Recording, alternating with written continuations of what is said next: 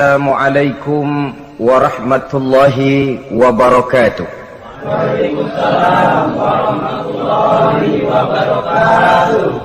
Bismillahi walhamdulillah, wassalatu wassalamu ala sayyidina rasulillah, sayyidina wa maulana Muhammad ibn Abdullah wa ala alihi wa sahbihi wa mawalah. Amma ba'du, subhanaka la ilma lana illa ma 'allamtana innaka antal alimul hakim. La haula wa la quwwata illa billahil aliyyil azim. Saudara-saudara kaum muslimin rahimakumullah, satu-satunya manusia yang dalam Al-Quran sudah mendapat jaminan ampun dari seluruh dosa yang pernah dikerjakan cuma Rasulullah orangnya. Quran yang menjanjikan, liyaghfira lakallahu ma taqaddama min dzambika wa ma ta'akhkhar. Wahai Muhammad, dosamu yang dahulu, dosamu yang sekarang, dosamu yang akan datang kalau memang ada, seluruhnya sudah mendapat jaminan ampun dari Allah Subhanahu wa ta'ala. Orang yang nyata-nyata sudah mendapat jaminan ampun dari segala dosa ini, ibadahnya luar biasa. Luar biasa bagaimana? Sejarah menceritakan beliau kalau sholat malam sampai bengkak kakinya karena rajin sujud.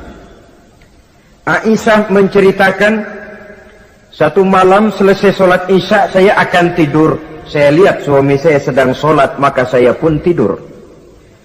Tengah malam saya terbangun dari tidur, saya lihat suami saya masih sholat juga. Saya tidur lagi.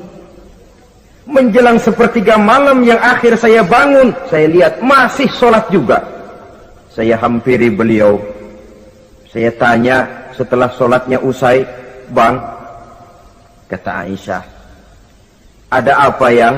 Kata baginda Rasul, "Sebab beliau itu," jangan senyum kalau saya katakan yang di sini, sebab beliau itu pandai sekali menyenangi hati istrinya. Panggilan kelihatannya sepele, tapi bisa menghidupkan keharmonisan dalam rumah tangga. Beliau apabila memanggil Siti Aisyah dengan kalimat Humaira, "Ya Humaira," wahai yang pipinya kemerah-merahan. Cantik sekali panggilannya untuk istrinya. Kita kadang-kadang terlalu jujur tapi nyakitin. Mentang-mentang bini hitam kena manggil bini hitam, sini lo. Jujur tapi nyakiti itu. Hadirin yang saya muliakan, baginda menjawab, "Ada apa ya? Abang ini kan dosanya sudah mendapat jaminan ampun dari Allah." "Iya, lalu gimana?" "Ya kalau ibadah jangan terlalu gitu-gitu benar, kenapa sih? Orang sudah dapat jaminan ampun itu kan mestinya tenang, aman. Ini malah seolah-olah beliau orang yang paling banyak mempunyai dosa. Tidak puas melaksanakan hanya sholat yang wajib ditambah dengan yang sunnah-sunnah. Tidak usah gitu-gitu bener lah bang, sudah dapat jaminan ampun ini." Terhadap usul istrinya ini, apa jawab beliau? Sederhana, tapi melambangkan sikap jiwa yang luhur. Beliau menjawab, "Aisyah, afala uhibbu an akuna abdan syakura." Yang, apa saya tidak senang kalau saya ini oleh Allah mendapat gelar abdan syakura, hamba yang pandai bersyukur, hamba yang tahu berterima kasih. Makin diampuni, makin banyak sujud saya. Makin diampuni, makin banyak ibadah saya kepada Allah. Inilah prinsipnya. Saudara-saudara, oleh karena ibadahnya demikian rupa, Allah lalu dekat. Oleh karena Allah dekat, perjuangan beliau itu, walaupun Quraisy melakukan segala macam cara dan usaha, mengeluarkan segala daya dan dana, kemampuan dan kekuasaan, tidak pernah berhasil mematahkan, walaupun berhasil menekan perjuangan baginda Rasulullah sallallahu alaihi wasallam. Coba kalau kita buka sejarah, beliau itu kan mulai berjuang sendiri, yang dihadapi masyarakat yang keras, kasar, brutal. 14 abad yang lalu, semenanjung Arabia terkenal sebagai masyarakat yang jahiliyah, di mana maksiat dan munkarat merajalela. Sembahan adalah berhala. Anak perempuan lahir dibunuh hidup-hidup. Itu zaman dulu, zaman sekarang pun tidak jauh bedanya. Malah kalau zaman dulu dikubur hidup-hidup, sekarang sebelum lahir sudah dibunuh. Yang namanya abortus itu. Kadang-kadang aneh, kita mengadakan operasi bersih, dilarang buang sampah sembarangan. Kalau sudah buang sampah saja tidak boleh sembarangan, tahu-tahu zaman sekarang ini bayi dibuang di tempat sampah. Bukan lagi kertas, bukan lagi kardus, bayi dibuang di comberan. Kan lebih sadis sebenarnya dari jahiliyah 14 abad yang lalu. Judi di zaman dulu 14 abad yang lalu merajalela, menyentuh segala lapisan masyarakat. Di zaman sekarang pun judi tidak kurang hebatnya, cuma tentu dengan bahasa yang lain. Apalagi di zaman sekarang orang pandai menghaluskan bahasa, mensamarkan istilah. Judi disebut sumbangan umpamanya, sehingga orang lalu tidak terasa bermain judi, terasanya ikut nyumbang. Itu sekedar istilah yang merangsang orang sebenarnya. Masyarakat yang semacam ini yang dihadapi oleh baginda Rasul. Diangkat jadi Rasul umur 40 tahun lalu mulai berjuang. Mula-mula secara sembunyi dakwahnya itu. Dari pintu ke pintu, dari rumah ke rumah, dari orang ke orang. Hasilnya 3 tahun gerilya berdakwah, dapat pengikut tidak lebih 11 orang. Sudah tidak digaji, tidak dapat beras, hidup pun miskin. 3 tahun dakwah, dapat pengikut 11 orang.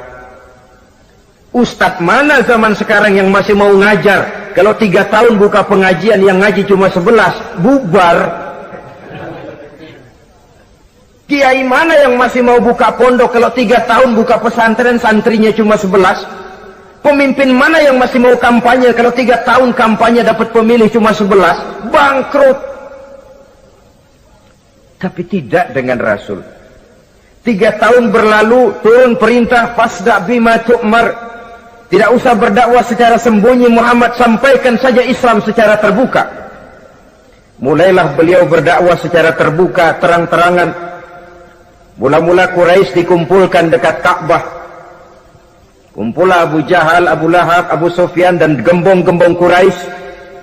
Di sana buat pertama kali secara terbuka baginda Rasul pidato. Tuan-tuan Quraisy, apakah tuan-tuan percaya kepada saya? Percaya. Kenapa? Karena Anda Muhammad sejak kecil belum pernah bohong. Baik. Jikalau memang tuan-tuan percaya kepada saya, maka mulai hari ini saya serukan kepada tuan-tuan, ankizu anfusakum minan nar. Jaga, pelihara, lindungi dan selamatkan diri tuan dari neraka. Tinggalkan segala macam berhala, jauhi Latta, Uzza, Manat dan Hubal. Sembah Allah Tuhan yang Esa, yang lam yalid walam yulad, yang tidak beranak dan tidak diperanakan. Ini dakwah pertama yang beliau sampaikan. Selesai beliau pidato, Abu Lahab interupsi, angkat tangan. Muhammad, ada apa paman? Alihadza jama'tana? Cuma untuk dengar ocehan kayak begini kami dikumpulkan di sini. Tabban laka ya Muhammad. Kalau bahasa kasarnya, mau mampus kamu Muhammad. Nabi tidak jawab, Allah yang jawab. Tabbat yada abi lahabi wa tab, ma aghna anhu maluhu wa ma kasab. Bukan Muhammad yang celaka, Abu Lahab lah yang kelak akan menemui kecelakaan. Dakwah terus berlangsung. Ketika dakwah secara terbuka sudah dimulai, hambatan dan tantangan mulai datang. Sejak dari teror mental sampai kepada teror fisik. Dan puncaknya terjadi pada saat beliau berumur 53 tahun, di mana Quraisy mengadakan rapat di satu rumah yang disebut Darul Arqam. Kumpulah di situ dedengkot Quraisy. Siapa lagi kalau bukan Abu Jahal, Abu Lahab? Mereka rapat. rapat pleno lengkap. Setelah rapat dibuka, kata Abu Lahab kepada Abu Jahal, "Jahal, bagaimana ini Muhammad?" "Iya, bagaimana? Apalagi yang belum kita lakukan," kata Abu Jahal. "Kita fitnah sudah, kita caci maki tiap hari, kita lontari kotoran onta, sahabat-sahabatnya kita bantai, tapi mereka tetap tegar." "Iya," kata Abu Jahal. "Dan sekarang ini sahabatnya sebagian berangsur-angsur sudah hijrah ke Madinah. Ini pertanda Islam akan berkembang di kota Madinah. Kalau nanti dia berhasil di Madinah lalu menyerbu ke Mekah, alamat habis kita gulung tikar." "Makanya," kata Abu Jahal. "Makanya apa?" "Makanya dari dulu juga saya bilang, kempesin aja itu." Jadi kalau bahasa okemnya kan begitu toh. "Bunuh saja Muhammad, bunuh." "Iya, soal bunuh sih gampang," kata Abu Lahab. "Tapi Muhammad kan tidak keluar dari batu. Dia punya keluarga, sanak famili dan handai tolan. Kalau keluarganya menuntut balas, bagaimana ini?" "Gampang. Kita kan banyak punya suku. Tiap-tiap suku kan punya juara, tukang-tukang pukul. Sewa saja, tiap suku ambil tukang pukulnya, kita kepung rumah Muhammad, bunuh sama-sama. Kalau keluarganya akan menuntut balas, dia akan berhadapan dengan seluruh suku yang ada di semenanjung Arabia ini. Bagaimana, setuju?" "Setuju." "Nah, sudah. Kapan kita bunuh Muhammad?" "Kapan lagi? Tidak usah buang waktu. Besok malam." "Ya, besok malam kita bunuh Muhammad. Tapi awas, semua yang ikut rapat di sini, ingat baik-baik, ini rahasia negara. Besok malam kita akan membunuh Muhammad. Siapa yang berani membocorkan rahasia negara ini, supersip. Dianggap menghambat program Quraisy. Itu nanti dijatuhi hukuman berat ya. Jaga rahasia baik-baik bahwa besok malam kita akan membunuh Muhammad. Sanggup?" "Sanggup." Rapat selesai. Hadirin boleh bubar ke rumah masing-masing. Pulang. Namanya manusia, bocor juga rahasia ini. Begitu pulang, cerita sama istrinya, "Bu, anu loh Bu." "Apa Pak?" "Saya tadi ikut rapat." "Rapat apa tuh Pak?" "Besok malam akan ada pembunuhan." "Pembunuhan?" "Pembunuhan." "Siapa tuh yang mau dibunuh?" "Muhammad." "Tapi jangan bilang-bilang ya, ini rahasia negara." "Ini rahasia negara Bu, jangan bilang-bilang." "Iya Pak, iya." Nah, besok pagi istrinya ngobrol sama tetangganya, "Mbak Ayu, tahu nggak?" "Apa tuh?" "Nanti malam akan ada pembunuhan." "Siapa yang mau dibunuh?" "Muhammad." "Loh, sampean tahunya dari mana?" "Suami saya ikut rapat." "Tapi jangan bilang-bilang ya Bu ya. Ini rahasia negara. Jangan bilang-bilang. Nanti yang satu sampaikan lagi, jangan bilang-bilang. Terus jangan bilang-bilang. Akhirnya berita tersebar. Sehingga pagi hari itu sebagian besar penduduk Mekah sudah tahu kalau nanti malam akan ada pembunuhan. Maka lepas zuhur, Mekah itu mulai tegang. Yang simpati, "Aduh, kasihan Muhammad, nanti malam akan dibunuh." Yang tidak senang, "Mampus, biar dia rasain, ntar malam." Saudara-saudara, begitu maghrib berbunyi sudah, udara mulai gelap, penduduk Mekah sudah kunci pintu, seperti ada jam malam. Sepi, sesepi-sepinya. Tutup pintu, kunci, bukan tidur, ngintip dari dalam.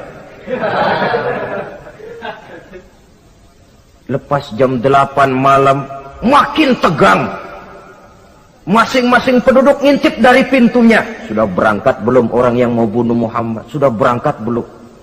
Kira-kira jam 9 ini, tukang-tukang pukul lewat mau ngepung rumah Muhammad untuk membunuh beliau. Begitu masuk Mekah, penduduk sudah kunci pintu, tapi mereka tahu kalau semua ngintip. Wah, makin hebat ini yang pemuka Quraisy ini, tukang-tukang pukul ini. Jalannya dibuat gagah-gagah, barisnya dibuat hebat-hebat. Itu injekan tanahnya dalam baris dibuat kenceng-kenceng, brok, brok, brok, brok, kayak serdadu baris. Lewat dekat rumah penduduk pakai batuk lagi. yang dari dalam ngintip makin ciut. Wah, ini dia yang mau bunuh Muhammad ini. Sampai di rumah Nabi, dikepung rumah Nabi, di pagar betis. Malam itu di dalam rumah cuma Nabi, Abu Bakar dan Ali bin Abi Thalib. Nabi tahu rumahnya dikepung. Lewat tengah malam beliau berkata, Abu Bakar, saya ya Rasul, mari kita berangkat hijrah. Baik ya Rasul. Ali, saya ya Rasul, kamu gantikan saya ya. Gantikan apa ya Rasul? Gantikan tidur di tempat tidur saya. Baik ya Rasul. Masya Allah, sekali menggantikan mati. Tidur di tempat tidur Rasul pada malam rumahnya dikepung, resikonya kan mati. Menggantikan mati. Lah kalau menggantikan lurah lumayan. Menggantikan mati. Dan Ali tahu persis resikonya. Dan beliau waktu itu masih muda dan beliau tidak nawar. Baik ya Rasul, saya akan tidur di sini, berangkatlah Tuhan.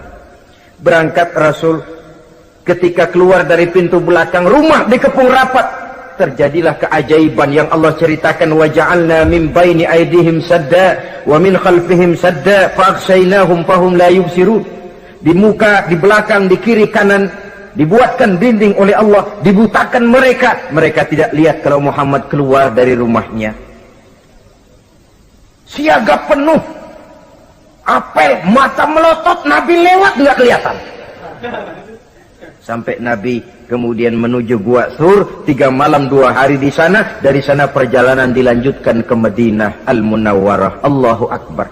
Mengarungi gurun pasir yang gersang dan tandus, yang terbentang antara Mekah dan Madinah, meninggalkan kampung halaman tempat di mana dilahirkan dan dibesarkan. Keluarga yang berbeda akidah terpaksa berpisah.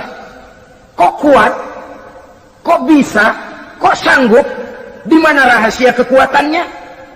Beliau punya sandaran vertikal, ibadahnya kepada Allah. Dengan bahasa kita sekarang, beliau punya backing.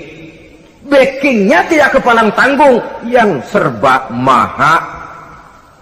Maka saya mengajak kepada seluruh kaum muslimin, di zaman sekarang kan orang lagi main backingan, ya. Nah, siapa yang punya backing punya jalu. Saya cuma mengajak, kalau mau cari backing jangan kepalang tanggung, carilah backing yang serba maha, maha gagah, maha tahu, maha adil, maha bijaksana, maha segala-galanya. Dan dialah Allah subhanahu wa ta'ala. Saudara punya backing kolonel, tanggung. Nanti dia pensiun habis. Yang kolonel saja tanggung, apalagi yang kopral. Kalau mau cari backing, carilah backing yang serba maha, Allah azza wa jalla. Caranya tentu dekat kepadanya. Untuk dekat kepadanya melalui jalur yang sudah diatur olehnya, melalui Rasulullah sallallahu alaihi wasallam, yaitu salat, ibadah. Makin tinggi nilai ibadah, makin dekat kita dengannya. Makin dekat dengannya, makin banyak fasilitas yang akan diberikan untuk kita. Saudara pegawai negeri ingin cepat naik golongan, itu caranya 2. Pertama, jam kantor disiplin. Jam 7 masuk, jam 3 pulang. Kalau belum jam pulang, jangan pulang. Yang kedua, tambahan, di luar jam kantor, sering-sering datang ke rumah kepala bagian. Apa malam minggu, apa hari minggu, apa bawa jeruk, apa pisang Ambon, kan begitu toh. Ini nanti kan kepala bagian kan nilai, karyawan saya yang satu ini jam kantornya disiplin, tambahan dia sering datang hari minggu di luar jam kantor bawa jeruk lagi. Ini mestinya belum naik, lah gua naikin dulu ke atas. Naik, saudara-saudara. Yang saya maksud apa? Itu zuhur, asar, maghrib, isya, subuh, jam kerja resmi itu, jam kantor. Lah, ada kunjungan di luar jam kantor, yang namanya tahajud, yang namanya hajat, yang namanya duha. Nanti kan Allah lihat, ini hambaku yang satu ini jam kantornya betul, zuhur, asar, maghrib, isya, subuhnya tepat. Tambahan di luar jam kantor, dia sering menghadap kepadaku. Nah, hambaku ini aku angkat kau maqamam mahmudah, ke satu tempat yang terpuji. Kalau Allah yang ngangkat, satu negara orang mau rendahkan kita, kita akan tetap tinggi. Kalau Allah mau rendahkan, satu negara mau angkat kita, kalau memang dasar mesti nyungsap ke bawah. Inilah perlunya sandaran vertikal. Inilah perlunya kita mempunyai backing hanya kepada Allah. Pada waktunya orang akan sampai ke titik jenuh. Dalam kesunyian orang sering mempertanyakan eksistensi diri, mulai mempertanyakan hakikat keberadaannya, di tengah kesibukan bisnisnya, di tengah kesibukan kerja dari rapat ke rapat, dari kantor ke kantor, dari tender ke tender. Orang akan sampai kepada titik jenuh, dikala itu dia memerlukan ketenangan, dikala itu dia memerlukan kedamaian, dikala itu dia mencari eksistensi diri. Sebenarnya hidup ini mau apa sih? Cuma sekedar menjalani hal-hal yang rutin saja? Pergi pagi, pulang sore, peras keringat, banting tulang? Atau ada tujuan yang lebih luhur daripada sekedar ini? Dikala itulah dia mulai mencari jalur untuk mendekatkan diri kepada Sang Pencipta. Dan tidak bisa ingin dekat dengan Allah, saudara, pakai aturan sendiri. Ingin dekat dengan gubernur harus ikut aturan yang ditetapkan oleh protokolnya gubernur. Ingin dekat dengan presiden, ya ikut jalur yang sudah disusun oleh protokolnya presiden.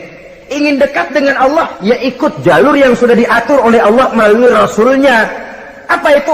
Ya diantaranya sholat, puasa, dan ketentuan-ketentuan ibadah yang lain. Tidak bisa dengan prinsip, yang penting kan hati baik, berjiwa bersih, akhlak luhur, tidak usah sholat kalau hati baik sudah dekat dengan Allah. Oh, alangkah enaknya kalau begitu. Kalau dengan itu bisa dekat dengan Allah, rasanya Nabi Muhammad yang paling dulu berhenti sembahyang. Kenapa? Beliau orang yang hatinya paling baik. Beliau orang yang budinya paling luhur. Kalau budi luhur dan hati baik sudah menjamin untuk dekat dengan Allah, Nabi dulu berhenti sholat. Nyatanya tidak. Beliau orang yang berbudi luhur, berakhlak baik, entoh ibadahnya demikian rupa. Dan beliau adalah standar untuk kita jadikan contoh dalam mengamalkan ajaran-ajaran agama di kehidupan kita ini. Saudara, itu tadi sepertiga waktu beliau untuk ibadah, untuk Allah. Sepertiga yang kedua dari waktu beliau adalah untuk tugas. Dalam hal ini, sebagai seorang Rasul, menyampaikan risalah Islam berhadapan dengan umat. Yang jadi soal ialah, apa modal utama beliau di dalam melaksanakan tugas? Dan ini nanti sebagai cerminan buat kita. Modal utamanya pertama adalah keteladanan, dan yang kedua adalah akhlak. Sekarang ini kita hampir nyaris mengalami berbagai macam krisis. Yang paling santer kita dengar adalah krisis wibawa. Ada pak guru dicegat muridnya di jalanan, dipukulin karena nggak naik kelas katanya. Nampaknya guru nggak lagi berwibawa. Di satu pihak mungkin karena si guru tidak bisa digugu dan ditiru. Di lain pihak juga murid tidak lagi mengenal arti rasa hormat kepada pak guru. Nah, kenapa krisis wibawa timbul? Karena tidak ada keteladanan. Adapun Rasul, wibawa beliau timbul di tengah umat karena keteladanan ini. Apapun yang beliau ajarkan kepada umat, beliau adalah pelaksana pertama. Dengan kata lain, satunya kata dan perbuatan. Ini yang sangat diperlukan di zaman kita sekarang. Bukan cuma sekedar simposium, muktamar, kongres, rapat besar dengan keputusan bertumpuk-tumpuk kertas di atas meja, tetapi tidak pernah terrealisir dalam kehidupan. Yang kita perlukan adalah satunya kata dan perbuatan, bahwa kalau itu yang diucapkan, itu yang diterapkan. Kalau itu yang diteorikan, itu yang dikerjakan. Keteladanan. Yang kedua, rahasia sukses beliau dalam melaksanakan tugas berhadapan dengan umat, akhlak. Beliau tidak menyampaikan Islam ini dengan kekerasan, tidak juga dengan bujuk rayu harta, tidak pula dengan menakut-nakuti orang. Belum pernah kita baca dalam sejarah beliau teriak-teriak, awas yang tidak masuk Islam dipecat jadi orang Arab. Tidak. Atau dengan bujuk rayu, ayo siapa masuk Islam super mie 2 bungkus? Tidak. Sebab kebenaran tidak bisa dipupuk dengan materi. Kebenaran adalah soal keyakinan, dan keyakinan adalah soal batin. Orang yang beragama karena tertarik kepada super mie, orang yang beragama karena tertarik kepada pakaian, kepada obat-obatan, nilai imannya dipupuk dengan materi. Dan usaha seperti itu sama saja dengan menegakkan benang basah. Dia percaya kepada sesuatu yang dia tidak mengerti. Dia yakin kepada sesuatu yang dia tidak tahu apa bentuk yang dia yakini itu. Alangkah malang dan kasihannya orang yang beragama seperti ini. Tidak demikian dengan Rasul. Islam ini adalah satu keyakinan. Keyakinan terhadap kebenaran hanya bisa ditegakkan dalam nurani manusia yang paling mendasar. Karena itu dia tidak bisa dipaksakan. Dan itu pula sebabnya Quran punya prinsip la ikraha fiddin. Tidak ada paksaan dalam beragama. Mau Islam silakan, tidak mau Islam silakan. Allah tidak memaksa. Tapi ayat ini jangan disalah pakai. Tidak pernah sholat, ditanya orang, kamu kan Islam kok enggak sholat? La ikraha fiddin dong. Salah pakai. Yang tidak ada paksaan dalam beragama itu untuk orang di luar Islam. Kepada tuan-tuan di luar Islam, la ikraha fiddin, tidak ada paksaan masuk Islam. Tapi kalau sudah masuk ke dalam Islam, maka berlaku peraturan Islam. Contohnya begini saja, tidak ada paksaan masuk ke rumah saya. Itu. Mau masuk silahkan, tidak mau masuk tidak ada urusan. Tapi sekali saudara masuk ke rumah saya, saudara harus ikut tata tertib yang ada di dalam rumah saya. Kira-kira beragama itu begitu. Tidak ada paksaan masuk Islam. Tapi sekali saudara masuk Islam, maka berlaku peraturan Islam untuk kehidupan saudara. Jadi, la ikraha fiddin ini buat orang di luar garis. Allah tidak maksa-maksa orang mau masuk Islam, mau tidak. Silahkan saja. Tapi ketika orang mendapat hidayah, masuk ke dalam Islam, peraturan Islam berlaku dalam kehidupannya. Saudara hadirin, kaum muslimin rahimakumullah. Akhlak. Mari kita lihat lebih jauh bagaimana sih akhlak beliau yang mulia itu. Allahu Akbar. Kalau orang berakhlak kepada teman, itu sih biasa. Tapi berakhlak kepada musuh, ini yang luar biasa. Ini yang agaknya Allah saja memuji beliau. Wa innaka la'ala khuluqin azim. Engkau Muhammad benar-benar berada di atas budi pekerti yang luhur dan terpuji. Kalau saya baik kepada orang yang memang baik kepada saya, logis toh, wajar, memang harusnya. Tapi berbuat baik kepada orang yang jahat terhadap saya, ini yang tidak setiap orang bisa. Nah, sebab itu saya tidak ingin menceritakan akhlak beliau kepada sahabat, namanya juga kepada sahabat. Saya akan kutip beberapa riwayat yang menceritakan bagaimana akhlak beliau kepada orang yang nyata-nyata memusuhinya. Berbagai riwayat menceritakan bagaimana beliau ketika di Taif dilontari orang dengan batu, yang melontari beliau malah mendapat doa, Allahumma hdi qaumi fa innahum la ya'lamun. Ya Allah, berikan hidayah, berikan petunjuk kepada yang mereka yang melontari saya dengan batu, karena mereka tidak tahu. Kalau saja mereka tahu, mereka tidak akan melontari saya dengan batu. Ya Allah, berikan hidayah kepada mereka. Padahal ketika itu malaikat Jibril menawarkan jasa, Muhammad, kalau kamu mau orang yang melontari kau dengan batu itu hancur, saat ini juga saya angkat Jabal Uhud, saya timpakan mereka biar mati semua. Mau Muhammad? Jangan Jibril, mereka tidak tahu. Kalau saja mereka tahu, mereka tidak akan melontari saya dengan batu.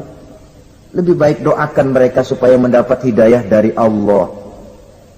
Dalam kondisi kepepet, dilontari dengan batu, malaikat Jibril datang menawarkan jasa. Beliau lebih memilih mendoakan orang yang berbuat jahat itu. Ya Allah, bukan main. Umumnya kita kan kalau lagi kepepet ada yang nolongin, girang bener. Andai kata kita yang jadi nabi disambitin orang, datang malaikat Jibril nawarin, bagaimana sikat? Habisin aja dah.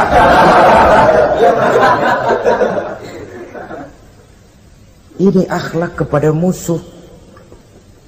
Ketika beliau selesai sholat zuhur, istirahat rebah-rebah, tidur-tiduran di bawah pohon kurma, datang orang kafir yang bernama Daksur yang sudah lama mengintip-ngintip, mencabut dan menghunus pedang. Muhammad, kalau ini saat saya tebas batang lehermu, siapa yang akan menolong engkau? Tidak ada. Yang akan menolong saya Daksur? Iya, Allah yang akan menolong saya. Mendengar Allah, Daksur gemetar, keringat dingin bercucuran, pedang jatuh ke bawah, diambil oleh Rasul pedangnya, dibalikkan ke leher Daksur. Kalau sekarang saya yang tebas batang lehermu Daksur, siapa yang akan menolong kamu? Tidak ada ya Rasul, kecuali kalau kau mau memaafkan saya. Baik, ambillah kembali pedangmu, kau saya maafkan, dan jangan ulangi lagi perbuatan semacam ini.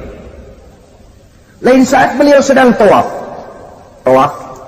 diikuti oleh seorang Quraisy kafir. Sambil tawaf, ini kafir Quraisy sudah bawa pisau. Dia pikir, nanti di satu sudut yang agak gelap saya tikam Muhammad dari belakang, saya bunuh dia. Jadi kafir ini pura-pura ikut tawaf. Jahatnya orang kafir itu kan begitu, tawaf ya ikut pura-pura tawaf, ada kesempatan sikat dari belakang. Putaran pertama belum ada kesempatan, putaran kedua makin tegang. Pokoknya begitu tempat agak gelap, cabut pisau, hantam saja sudah Muhammad, biar mati sekali di sini. Dan Nabi tahu, oh ini asisten pribadi malaikat Jibril masih tahu toh. Jadi malaikat Jibril memberitahu, awas Muhammad, itu di belakangmu orang cuma pura-pura tawaf, dia bawa pisau mau bunuh kamu, hati-hati Muhammad. Roger ganti gitu.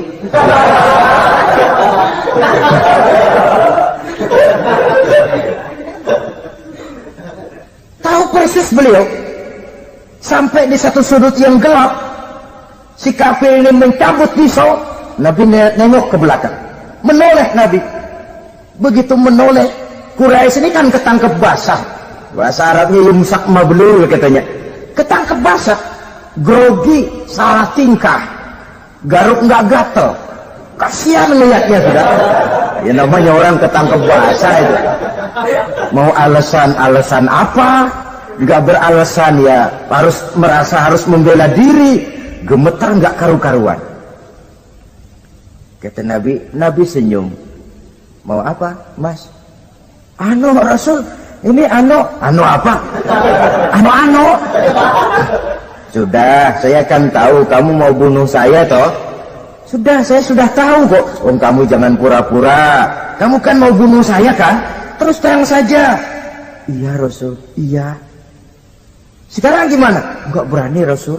Minta maaf saja. Ya kalau sudah kamu minta maaf begitu, sudah kamu pulang sana, jangan diulangi lagi ya. Begitu mudah beliau memaafkan orang yang nyata-nyata mau menghabisi nyawanya, sepanjang itu belum terwujud, sepanjang itu belum terbentuk dalam artian real. Sangat mudah beliau memaafkan orang. Saudara hadirin kaum muslimin rahimakumullah, pemaaf, lapang dada, toleransi, menghargai pendapat para sahabatnya, ini sederetan dari akhlak yang terpuji. Sehingga karena keluhuran akhlak inilah yang menyebabkan orang tertarik masuk ke dalam Islam. Beliau berprinsip apa? Basiru wala tunaffiru, yasiru wala tu'asiru. Gembirakan orang, jangan ditakut-takuti. Mudahkan persoalan orang, jangan dibikin sulit. Ini kan satu prinsip yang sangat baik dalam melaksanakan dakwah, dalam menyampaikan misi. Apapun tugas kita di masyarakat, sebagai pegawai pemerintahan, pejabat negara, pedagang, pengusaha, seniman, ustadz, mubalik, kiai, ulama, dalam berbagai profesi, modal utama untuk sukses adalah akhlak. Sebab hati kita yang tahu cuma Allah. Orang lihat penampilan kita, orang lihat muka kita. Sebab itu Nabi katakan, innakum la tas'una nasa bi amwalikum walakin yas'uhum minhum bastul wajhi wa husnul khuluqi. Kamu tidak akan bisa menarik simpati orang banyak dengan hartamu, tapi bisa kau tarik simpati orang banyak dengan akhlak yang baik dan muka yang senyum, muka yang enak dilihat. Orang kadang sering bilang, dia mah biar mukanya begitu hatinya baik. Iya, soal hati kita nggak tahu. Yang kita lihat pertama muka. Bagaimana gue mau ikut dia, mukanya kayak batu kuburan.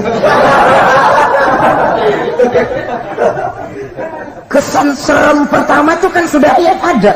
Walaupun kadang-kadang hati memang baik, tapi hati itu kan urusan Allah. Yang kita lihat pertama muka. Ini barangkali nanti termasuk teori dalam psychology of salesman ya, bahwa sesuatu yang baik kalau dihidangkan dengan cara yang tidak baik, orang tidak akan tertarik. Lihat saja, orang sekarang ini kan entah makin lajunya dunia bisnis kita, masuk ke rumah-rumah kita cuma menawarkan air jahe, menawarkan sasa, menawarkan kecap bango, menawarkan barang-barang yang kelihatannya remeh. Ini kan termasuk psychology of salesman. Yang datang ya biasanya perempuan, wajahnya ya lumayan, paling kurang sedikit di atas 6 lah begitu. Lalu tutur katanya sopan, masuk ke rumah tidak sungkan, ada rasa familiar, rasa kekeluargaan, lalu datang. Taktik untuk menawarkan barang yang jadi merek dagangannya. Nah, Islam ini agama yang baik.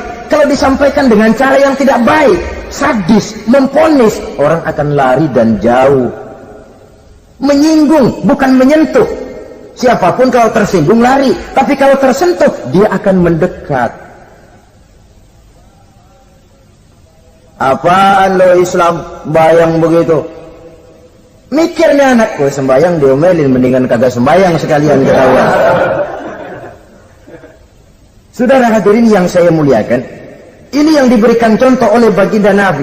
Apapun tugas kita, pedagang utamakan akhlak, petani utamakan akhlak, seniman utamakan akhlak, mubaligh utamakan akhlak, pejabat negara utamakan akhlak, pelayan dan pengabdi masyarakat utamakan akhlak.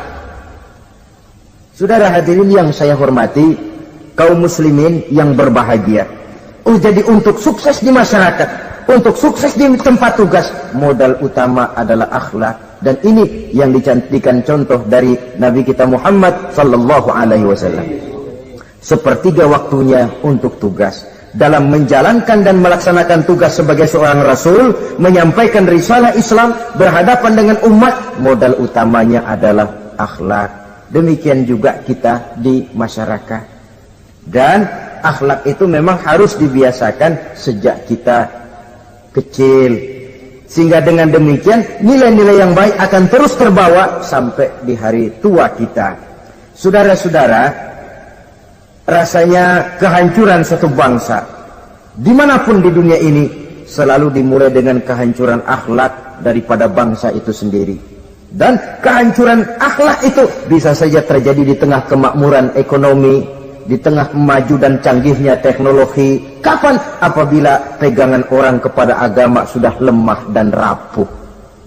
Kita tengok di negara-negara di sebelah barat kita, kemajuan teknologi yang tidak diimbangi dengan kuatnya pegangan orang kepada agama telah melahirkan budaya-budaya yang merendahkan martabat manusia. Lahirlah kebudayaan hippies, lahirlah kebudayaan nudis, hidup serba bosan dengan ini dan itu karena segalanya sudah dimiliki. Rumah mentereng, jumlah kendaraan sejumlah keluarga, kapal pesiar di laut mewah, pesawat udara punya, setelah ini punya, ini ada, semua ada, titik jenuh sampai.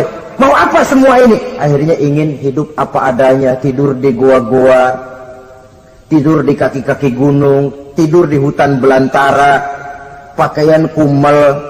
Itu hipis-hipis yang datang kemari, yang pakaiannya kumuh, tambelan, lepis belel. Padahal di kantongnya cek, travel cek, dolar. Lain hipis kita, emang benar-benar gembel.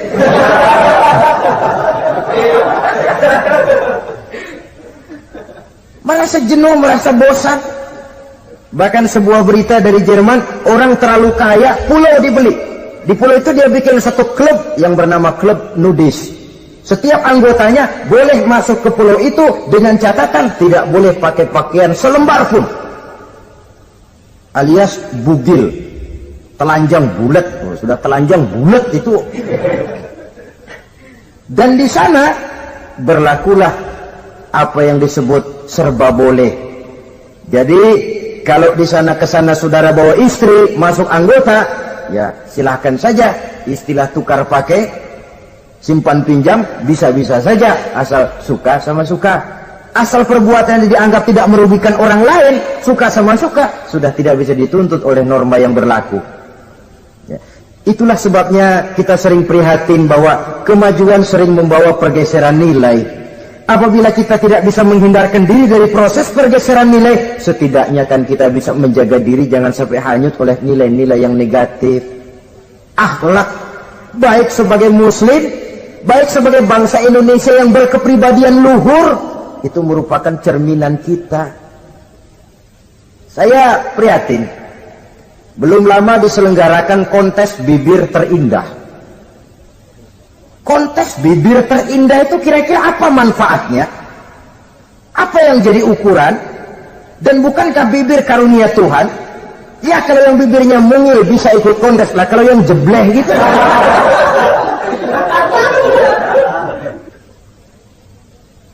Kontes bibir terindah masih hangat dibicarakan orang. Sudah muncul lagi kontes betis terindah.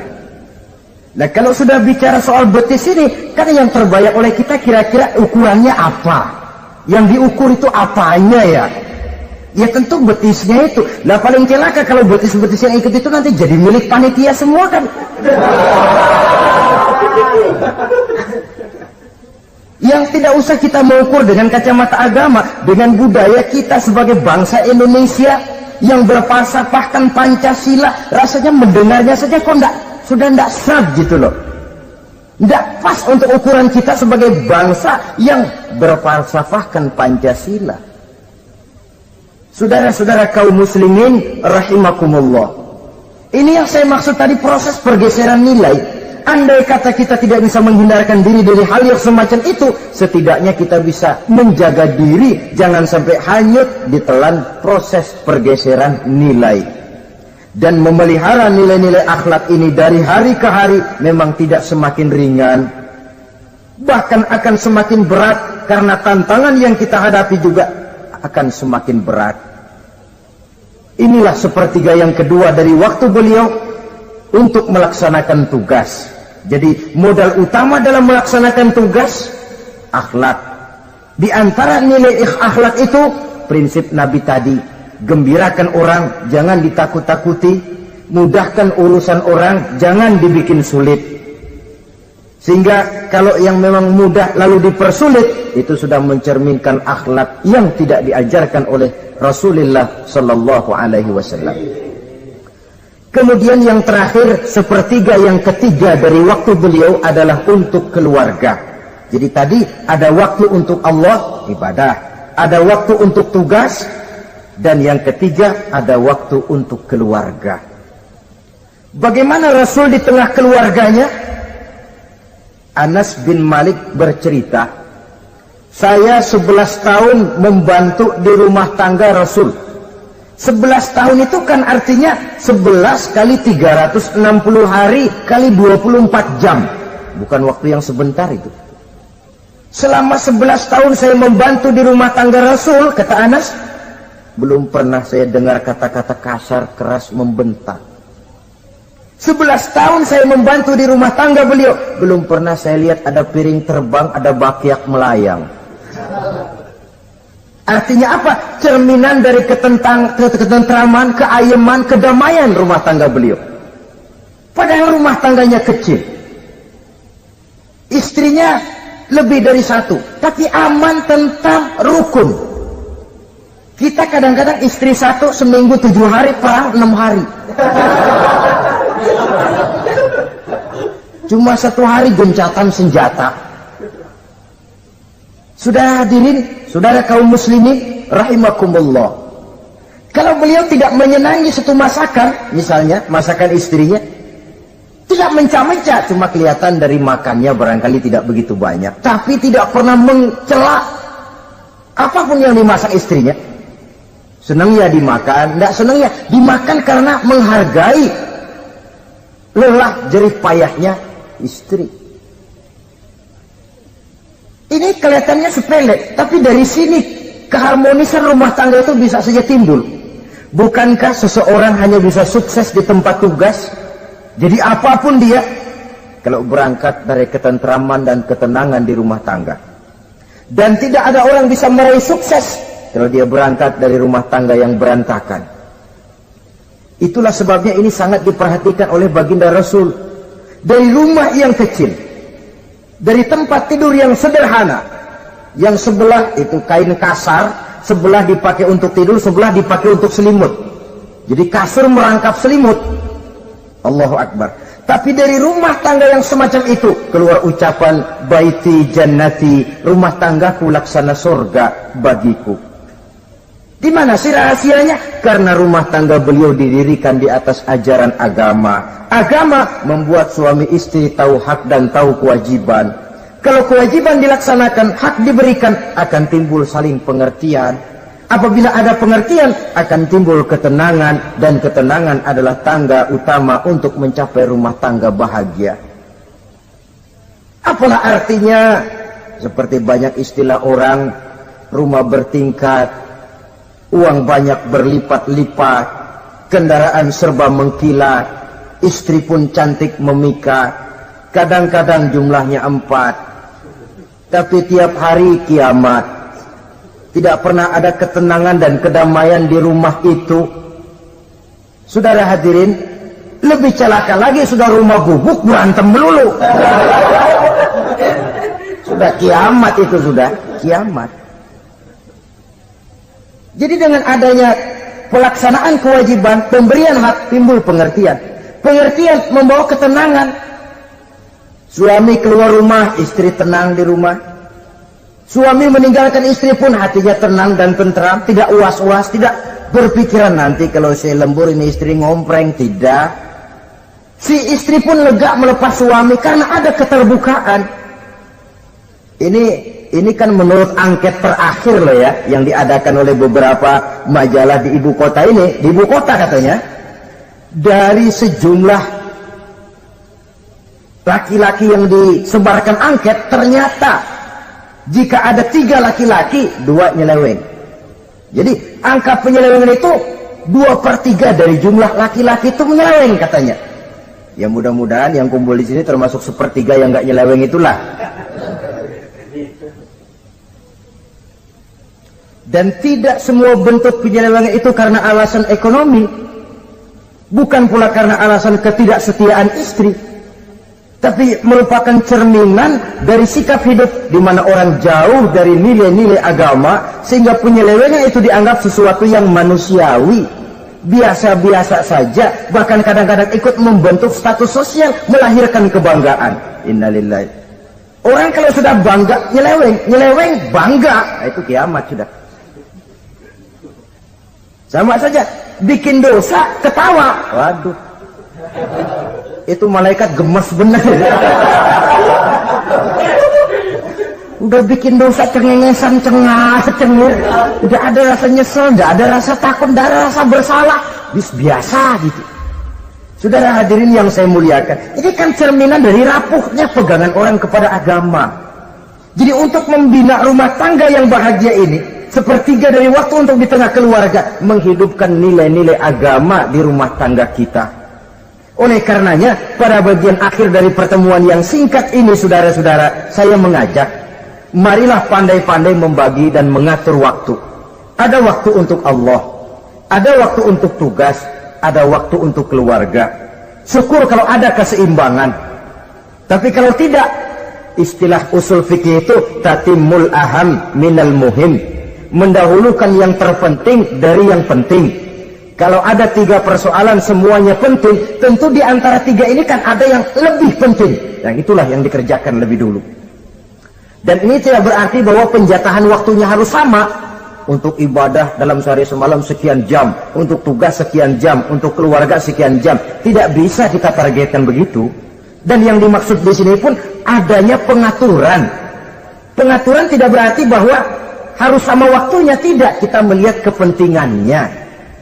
Saudara hadirin, sama saja di zaman sekarang, kalau dengan pembangunan kita ingin menciptakan pemerataan di kalangan rakyat, itu tidak berarti bahwa rakyat Indonesia ini standar ekonomi harus sama semua, seperti yang dicita-citakan komunis. Tidak bisa. Menciptakan pemerataan artinya, kalau yang kaya bisa semakin kaya, kenapa yang miskin tidak bisa naik jadi sedikit kaya? Dan artinya menciptakan kesempatan kepada setiap penduduk Indonesia untuk merubah tahap dan taraf kehidupannya. Demikian juga adanya pengaturan waktu. Bukan berarti untuk Allah sekian jam, keluarga sekian jam, tugas sekian jam. Sebab jam-jam ini sulit kita jatahkan. Kadang-kadang tugas, kadang-kadang keluarga, kadang-kadang ibadah kita sedang gandrung. Yang penting ada keseimbangan dalam cara kita mengatur waktu itu. Nah, saudara-saudara, demikianlah pertemuan dan pembicaraan kita kali ini. Terima kasih atas segala perhatian. Mohon maaf atas segala kekurangan. Usikum wa nafsi bitaqwallah. Wassalamualaikum warahmatullahi wabarakatuh. Waalaikumsalam.